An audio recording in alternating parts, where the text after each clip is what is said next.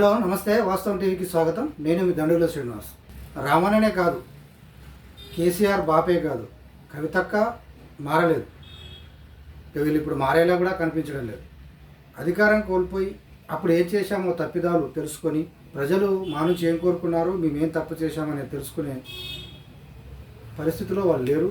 తెలుసుకునేలా కూడా ముందు కనిపించడం లేదు. ఏడాది పూర్తవుతా ఉంది కొత్త ప్రభుత్వం ఏర్పడి, కాంగ్రెస్ గవర్నమెంట్.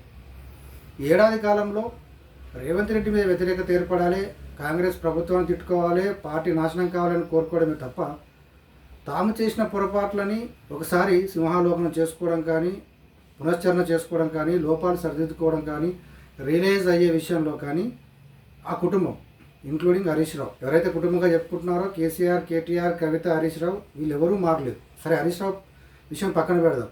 హరీష్ రావు లిమిటెడ్గా పరిమితులు విధించేశారు కాబట్టి హరీష్ రావుకి అవకాశం ఇస్తే ఇంకా వీళ్ళకంటే ఎక్కువ చేస్తారు, అది వేరే విషయం. అవకాశం ఇవ్వకుండా ఎప్పుడప్పుడు తొక్కేస్తున్నారు కాబట్టి అట్లా లిమిటెడ్గా ఉన్నాడు. అయితే ఈ ముగ్గురు విషయాన్ని చూసుకుంటే కేసీఆర్ ఫామ్ హౌస్కే పరిమితం అయ్యాడు. కేటీఆర్ ఇక తనకు దొరికిన అవకాశంగా ఎప్పుడు ఏం మాట్లాడుతున్నాడో తెలియదు, ఇష్టం వచ్చినట్టు మాట్లాడుతూ ఇక కేసీఆర్ సరే నీ ఇష్టం ఏమైనా చేసుకోని చెప్పినట్టున్నాడు.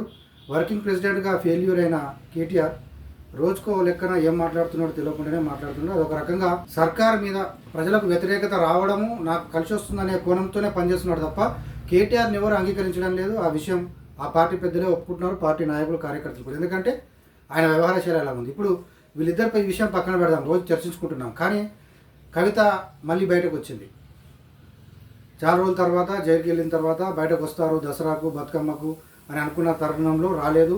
నిజామాబాద్లో ఏకంగా కొంతమంది ఉద్యమకారులు, కాంగ్రెస్ నాయకులు పోలీస్ స్టేషన్లో ఫిర్యాదు చేసే వరకు పోయింది ఆమె పైన. ఈమె కనిపించడం లేదు. స్థానిక సంస్థల ఎమ్మెల్సీగా ఉన్నారు. నిజామాబాద్ ఉమ్మడి జిల్లా స్థానిక సంస్థల ఎమ్మెల్సీగా ఉండి ప్రజాధనంతో జీతం తీసుకుంటూ కనీసం ఇక్కడ ప్రజల అవసరాలు, సమస్యల్ని చర్చించేందుకు ఆమె కనిపించడమే లేదు అని ఫిర్యాదు చేయడం కూడా రాష్ట్ర వ్యాప్తంగా కలకలం రేపింది. ఆ వెంటనే ఆమె తేరుకొని కొంతమంది ఇచ్చిన సలహాలతో ఆ హాస్పిటల్లో అడ్మిట్ అవుతున్నట్టు, ఆ డాక్టర్లు ఈ ఆరోగ్యం బాగాలేదు కాబట్టి ఒక 2-3 నెలల పాటు రెస్ట్ తీసుకోవాలని వాళ్ళతో చెప్పించడము, ఆమె రెస్ట్ తీసుకోవడం అంతా అయిపోయింది. ఆమె మళ్ళీ నిన్నటి నుంచి బయటకు వచ్చింది అదాని విషయంలో. అదాని ఎవరైతే అమెరికాలో కేసు బుక్ అయిందో 2000 పైచీలకు కోట్లు లంచాలుగా ఇచ్చేసి తన విద్యుత్ సంబంధించిన ఆ సంస్థల్ని ఆయా రాష్ట్రాల్లో, ఒక 5 రాష్ట్రాలకు సంబంధించిన దాంట్లో ఎస్టాబ్లిష్ చేయడం కోసం లంచాలు ఇచ్చిన విషయంలో అమెరికాలో కేసు నమోదైన ఉదంతంలో ఆమె మాట్లాడారు, ట్వీట్ ద్వారా బయటకు వచ్చారు. దాంట్లో చెప్పేది ఏంటంటే మోడీ ఎందుకు చర్యలు తీసుకోవడం లేదు, నా మీద ఇట్లా చేశారని. దానిపైన కూడా కొంతమంది మహిళలు సోషల్ మీడియాలో విమర్శలు గుప్పించారు. నేను తప్పు చేశాను, నన్ను శిక్షించారు, మోడీని ఎందుకు శిక్షించడం లేదు, జైలు పంపడం లేదు అని అంటున్నారు కవితక్క అని వెటకారంగా పోస్టులు పెట్టడం కూడా.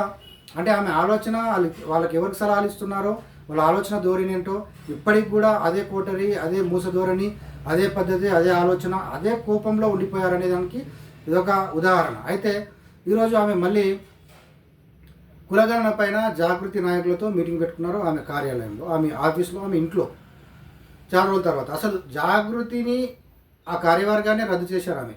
ఇక ఈడీ రైడ్ చేస్తుంది ఢిల్లీ లిక్కర్ స్కామ్ కేసులో, ఆమె జైలుకు పోవడం ఖాయం అని ప్రచారం జరుగుతున్న నేపథ్యంలోనే ఉన్న పలంగా ఆమె జాగృతి టోటల్ బాడీని, రాష్ట్ర కమిటీని, జిల్లాల కమిటీలను, బాడీని మొత్తం రద్దు చేసేస్తున్నట్టు ప్రకటించేశారు.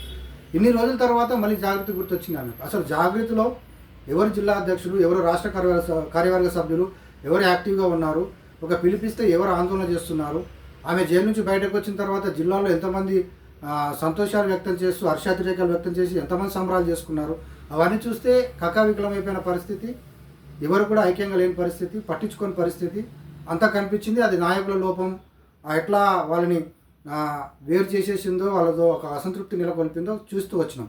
ఈరోజు మళ్ళీ జాగృతి ముఖ్య నాయకులతో ఆమె భేటీ అయ్యారు, బాగానే ఉంది. కులగణన మీద మన స్టాండ్ ఏంది, ప్రభుత్వానికి నివేదిద్దాం అనుకున్నారు. ఓకే, ఆమె స్వయంగా మొన్న ఇంటింటి సర్వేకి వచ్చినప్పుడు ఆమె స్వయంగా లిఖితపూర్వకంగా ఫామ్ నింపించారు.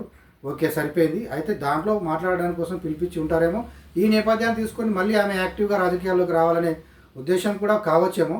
కాకపోతే ఆమె మాట్లాడిన ఒక చిన్న వీడియో రిలీజ్ చేశారు ఆమె సంబంధించిన ఆఫీస్ వర్గాలు. దాంట్లో ఆమె మాట్లాడిన తీరు, చిన్నగా మాట్లాడిన 2 విషయాలని మనం గమనిస్తే కనుక, బతుకమ్మ తొలిసారిగా ట్యాంక్ పైన నిర్వహిస్తే ఎవరు వస్తారో అని టెన్షన్ పడ్డాము. అసలు ఎవడొస్తాడు, ఎవడు రాడు అనే మాట తీరు, ఎవడు అనే మాట, ఎవడొస్తాడో ఎవడు రాడో అని చూసాము. చాలా కష్టాలు పడ్డాము, చాలా ఇబ్బందులు పడ్డాము. నెక్స్ట్ తర్వాత ఆదిలాబాద్ జిల్లాలో పెడితే ఒక్క పురుగు కూడా బతుకమ్మ అంటే తను రాకపోతే, జాగృతి ఏర్పాటు చేయకపోతే అసలు బతుకమ్మ ఆడే సంస్కృతి లేదు తెలంగాణలో, సంసిపోయింది. ఆడవాళ్ళు బయటకు వచ్చి ఆడే పరిస్థితి లేదు. ఆ పండుగనే పూర్తిగా మర్చిపోయిన తెలంగాణకు ఒక జాగృతి వేదికగా ఒక కవితమ్మనే వాళ్ళకు మళ్ళీ గుర్తు చేసి మళ్ళీ ఆ బతుకమ్మ పండుగకు జీవం పోసిన అనే ఆమె మాటల తీరు, ఆమె నైజం, ఆమె పద్ధతి, ఆమె ఆలోచన విధానం చూస్తే అహంకార ధోరణి ఛాయలు ఇంకా పోలేవు. ఏదైతే కేసీఆర్లో ఉందో, ఏదైతే కేటీఆర్లో ఇంకా రెట్టింపు అవుతూ వస్తుందో, అది ఇప్పటికీ కూడా ఆమె జైలుకు పోయి వచ్చిన తర్వాత కూడా ఆమెలో కూడా కవితలో కూడా మారలేదని చెప్పడానికి ఒక చిన్న ఉదాహరణ. అయితే ఆమె ఇంకో మాట కూడా అన్నారు, తను డబ్బులు ఏదో కోకాపేటలోనో ఇంకెక్కడో పెట్టి ఉంటే కనుక ఇప్పటికీ తన పరిస్థితి ఎలా ఉండేదో అని ఒక చిన్న మాట కూడా అన్నారు, నవ్వుకుంటూ. అక్కడ ఉన్న వాళ్ళందరూ నవ్వారు. తన డబ్బులకు ఎప్పుడు ఆశపడలేదని, ఎప్పుడు సమాజ శ్రేయస్సు. అది నిజామాబాద్ జిల్లాలో ఆమె ప్రాతినిధ్యం వహిస్తున్న జిల్లాలోనే కార్యకర్తలు, ఉద్యమకారులు కకావికలమైపోయి అక్కడ ఎమ్మెల్యేల దాటికి తట్టుకోలేక మాకు ప్రాధాన్యత ఇవ్వండి, మాకు ఆత్మగౌరవం లేకుండా పోయింది అని గగ్గోలు పెడితే కూడా పట్టించుకొని కవిత ఆ ఎమ్మెల్యేలతో ఒక్క మాట కూడా మాట్లాడలేని కవిత, ఒక బోధన ఎమ్మెల్యే, అప్పటి బోధన ఎమ్మెల్యే షకీల్ కావచ్చు, అర్బన్ ఎమ్మెల్యే బిగాల గణేష్తో కావచ్చు, ఆర్మూర్ ఎమ్మెల్యే జీవన్రెడ్డి కావచ్చు, ఇంకా చాలామంది అరాచకాలకు సంబంధించి కూడా ఆమె ఒక పల్లెత్తు మాట కూడా మాట్లాడకుండా, ఆమె దగ్గరికి పోతే వాళ్ళు ఒక వైరి వర్గంగా చూసి వాళ్ళని దూరం పెడుతున్నా కానీ కూర్చోబెట్టి మాట్లాడలేని ఒక నిస్సహాయ స్థితిలో ఉన్న ఆమె ఒక కార్యకర్తలకు వాళ్ళకు ఆదుకోవడానికి ఆర్థికంగా ఎంతో వెసులుబాటు ఉండి, అధికారం ఉండి, చిన్నపాటి సాయం చేయడానికి కూడా ఆమె చేతులు రాని ఆమె ఈరోజు డబ్బు విషయాలు, తనకు డబ్బు వదవలేదనడమో, లేకపోతే డబ్బు గురించి ఎప్పుడు ఆలోచించలేదనడమో, విచ్చలవిడిగా అంటే మనం సాయం చేయడానికి నేను రెడీగా ఉన్నానని చెప్పడం అనేది కూడా చాలామంది అది అంగీకరించిన విషయం. ఎందుకంటే అది సొంత గడ్డ, ఆమె మెట్టినిల్లు, ఆమె నియోజకవర్గము, నిజామాబాద్ మాజీ ఎంపీగా చేసిన ఆమె నియోజకవర్గం, పార్లమెంట్ నియోజకవర్గం పరిధిలో ఆమె ఎంతమందికి సాయం చేశారు, ఎమ్మెల్యేలను కాదని ఆమె ప్రాతినిధ్యం ఏంది, ప్రజలతో ఎంత మమేకమయ్యారు. ఆమె సీఎం బిడ్డగా ఆమె చూస్తూ, ఆమె గేటు దగ్గర పడిగాపులు కాస్తూ, ఆమె బయటకు ఎప్పుడు వస్తుందా అని ఎదురు చూసిన ఉదంతాలు, ఆమె లోపలికి పోనీయకుండా, మాట్లాడనీయకుండా ఒక కోటరీ అడ్డుకున్న ఉదంతాలు అవన్నీ కూడా జనాలు ఇంకా మర్చిపోలేదు. అది ఈ క్రమంలో ఆమె మాట్లాడిన పద్ధతి అదంతా చూస్తుంటే ఎక్కడో కోణంలో ఆమె పాత వాసనలు మళ్ళీ కనిపించాయి ఆమె మాటల్లో. అంటే ఒక కేసీఆర్, ఒక కేటీఆర్, ఒక కవిత ఎవరూ మారలే, వాళ్ళు మారేలా కూడా కనబడడం లేదు. అవకాశం కోసం చూస్తున్నారు. జనం ఎవరైతే మమ్మల్ని ఓడించి ఈ విధంగా చేశారో వాళ్ళకు తగిన శాస్తి జరగాలి అని ఒక రకమైన ఆ ఉద్దేశంతోనే ఉన్నట్టు కనబడుతున్నారు వీళ్ళంతా కూడా. అంటే అంతిమంగా ప్రజానాయకులు ఎలా ఉండాలి? ఒక కేసీఆర్ అంటాడు, నేను ఓడిపోతే నాకేం కాదు, ఫామ్ హౌస్లో రెస్ట్ తీసుకుంటా. ఒక కేసీఆర్ అహంకార దుపూరిత ధోరణి మాటలు అవన్నీ చూస్తుంటే కూడా అట్లాగే కనబడుతున్నాయి. మేము ఒక 200 యూట్యూబ్లు పెట్టుకుని ఉంటే అధికారంలోకి వచ్చేవాళ్ళం. ఒక ప్రజాస్వామ్యబద్ధంగా ఎంపికైన ఒక పార్టీ, ఒక ప్రభుత్వానికి సంబంధించిన కనీసం మినిమం వాల్యూస్ ఇవ్వని విధంగా ఆయన మాట్లాడిన తీరు, అంటే దాని మీద ఎంత గౌరవం ఉందో, ఎంత కోపం ఉందో జనాల మీద ఒడగొట్టినందుకు అదంతా కనబడతా ఉంది. ఇప్పుడు తాజాగా ఆ కుటుంబ సభ్యురాలైన నాయకురాలు కవితమ్మ ఆమె మాటల ధోరణి కూడా అలాగే కనబడుతూ ఉంది. మరి వీళ్ళు ఎప్పుడు మారాలి? వీళ్ళ మీద అసలు ఎందుకు ఆశలు పెట్టుకోవాలి? కరెక్ట్గా నిర్ణయం తీసుకున్న ప్రజలు ఇంకా వీళ్ళ మీద ఏమైనా ఆశలు పెట్టుకుంటున్నారా?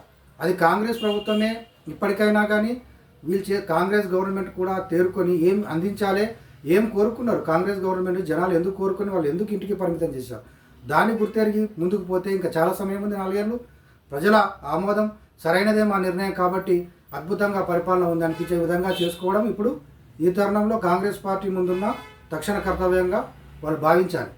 పైసలు రియల్ ఎస్టేట్లో భూములు పెడితే ఇలా మామూలు ఉండిపోతున్నారు పరిస్థితి. ఎగ్జాక్ట్లీ కోకాపేట ఎందుకు మాట చెప్తా ఉన్నారు.